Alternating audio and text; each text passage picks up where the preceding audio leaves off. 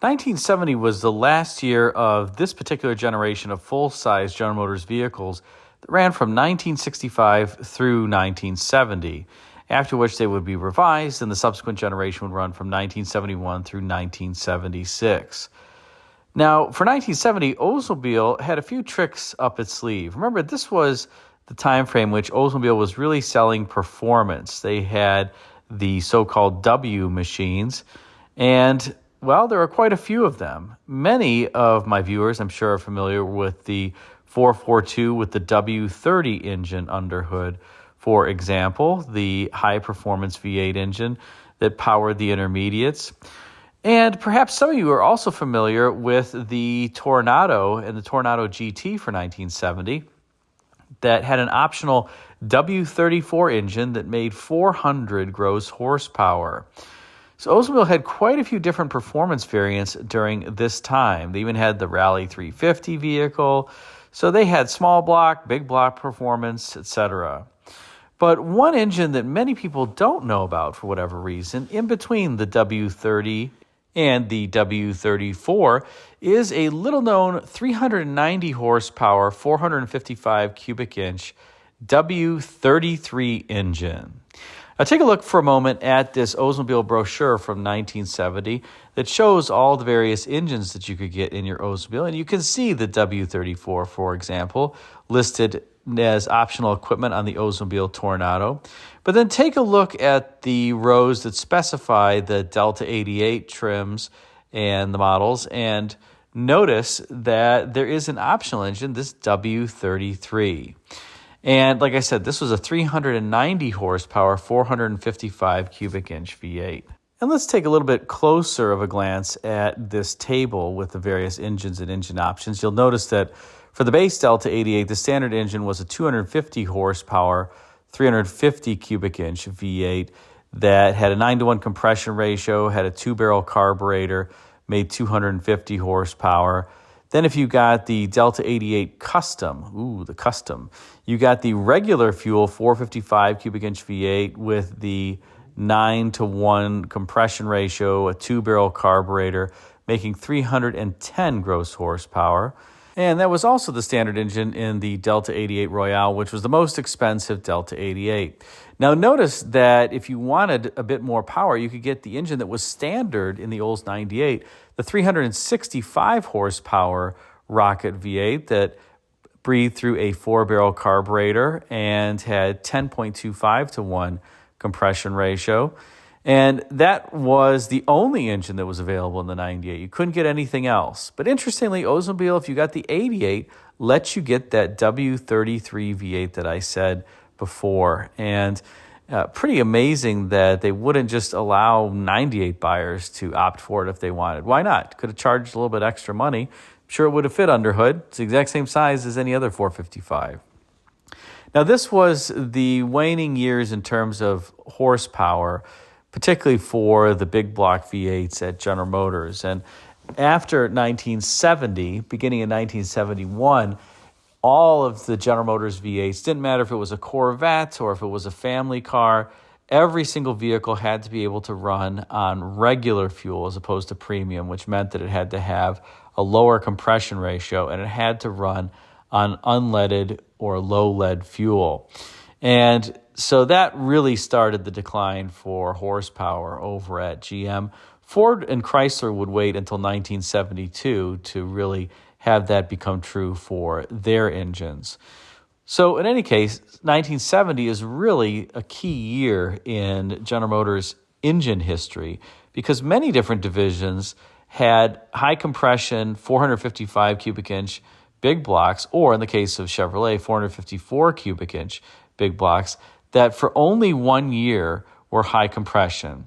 So in 1970, you have the Chevy 454 big block, you have the Buick 455, and you have the Cadillac 500. That was the only year that those engines were high compression engines. The Olds 455 actually came out pretty early. It came out in 1968.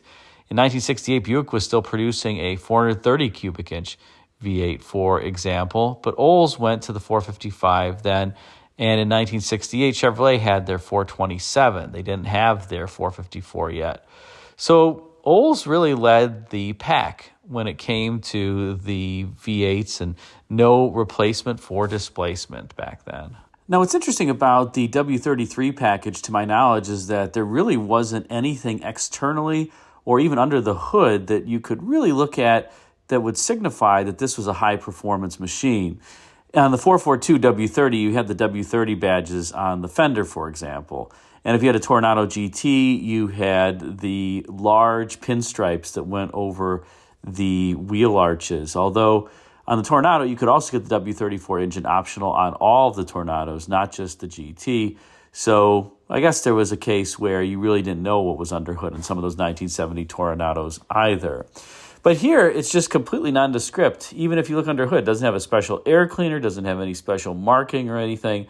But there is significantly more power, as I mentioned, 390 horsepower versus 365 horsepower that was the 455 high compression 4-barrel engine, standard in the 98s, optional in the Delta 88s, and certainly more power than the regular fuel 455 variants. Those did have a different air cleaner, a little bit smaller snorkel, so you could tell at least the difference there. And the great thing about the Delta 88 W33 was that you had a great family hauler if you wanted. So you had a nondescript, really peppy family hauler. And here you can see a 1970 Delta 88 coupe. And this was, well, let's say the years where General Motors and other car companies were getting away from the fastback style design to a more formal roofline. And I have to say that I love this particular C-pillar and roofline combination because it's not quite completely formal. You do have, from the side profile, more of an upright C-pillar. You can see certainly the C-pillar and that upright nature is accentuated by the rear quarter glass and the rearmost portion of the rear quarter glass. But you still have a little bit of that fastback style here. It's not a fastback, but a pretty steeply raked backlight. And interestingly, Oldsmobile designers elected, for whatever reason, to kind of have, I'll call it, super non-flush glass. So the glass is really set into a pocket there on the backlight. That was done purposefully for design. And I have to say, I really like that detail. Other interesting thing here is that you have on the 88 really vertically oriented tail lamps. And that was a rarity on 88s. 98s often had that particular design cue. But for whatever reason, in 1970, on the 88, the designers wanted that cue, although they broke up the lamps, obviously, into two sections.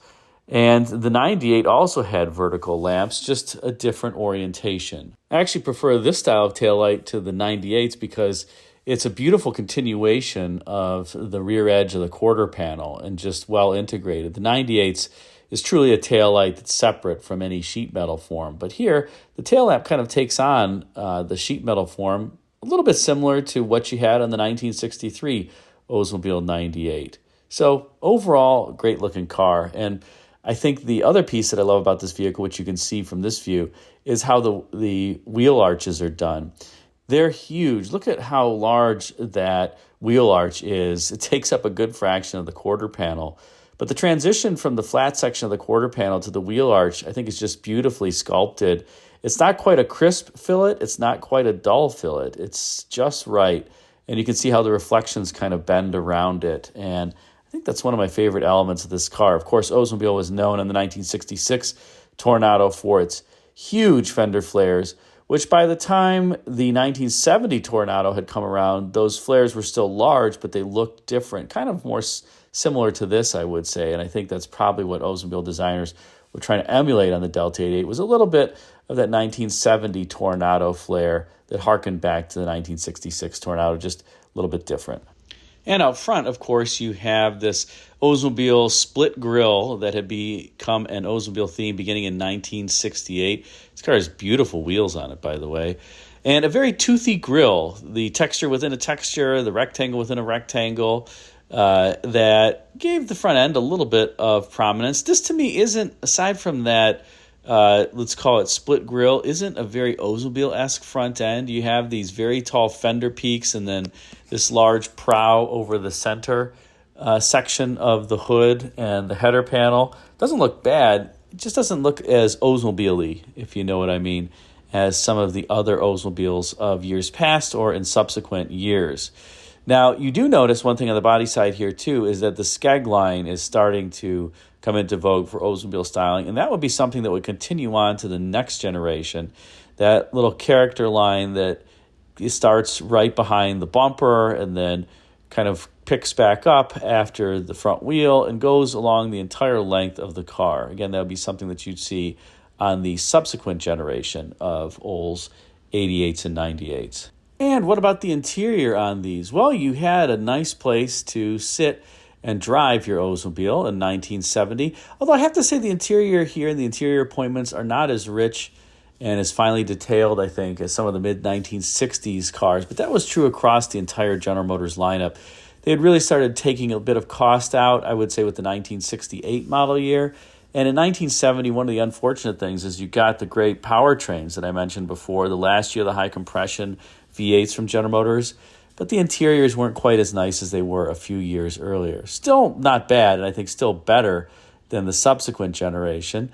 Here you've got these three squarish pods where you have the various gauges and the speedometer there in the middle.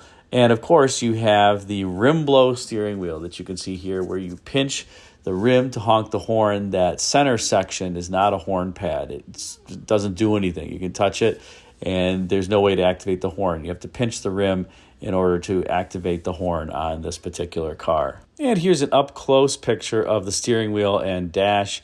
Notice those pods. Actually, are 4 pods. Interestingly, they grouped 2 in the center there, but there's not a lot of gauges here. It's just a lot of idiot lights. And the far right one, I believe, is for a clock, if you got the clock. You will see this green light that's illuminated on this car to the left of the speedometer, and that is actually the cold light. Yes, Oldsmobile still had the cold light to let you know that the engine was cold and not to step on that ultra supersized accelerator that you can see down there too hard while the engine was still cold. Once the engine got up to operating temperature, that cold light would go out, and then, well, you could have all the fun that you wanted, especially if you had the 390 horsepower, 455 cubic inch V8 under hood. But you can see, I don't know why, and I mentioned this in other videos, Olds had a unique brake pedal and accelerator during this time frame, and I guess that was something that the various brands wanted to lend character to their particular brand. So here it is on this particular car. Other thing I will note that's interesting is on this 1970 variant, you have the 2-spoke steering wheel that's oriented with the point, kind of the point of the triangle up at the top. In some of the earlier years, Oldsmobile had inverted that and had the point of the triangle at the bottom.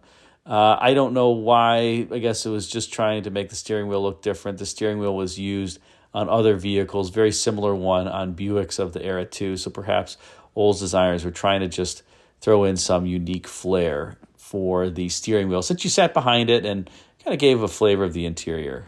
So what is your opinion of the 1970 Olds 88? Would this have been a car that you would have bought if you needed a family hauler back in the day? And would you have opted for that W33 engine? Give yourself a little bit more power. I always found it interesting that many people back in the day just didn't opt for the more powerful V8, I guess because the standard engine was pretty powerful on its own. But, you know, if I had been around back then, I certainly would have checked the box and paid the nominal extra dollars for a little bit more power under hood, especially when it could be had in a car like this that would have been a total sleeper and nobody would have suspected that it had such a powerful beast under the hood. Put a comment in the comment section and let me know what you think. Thanks again for watching.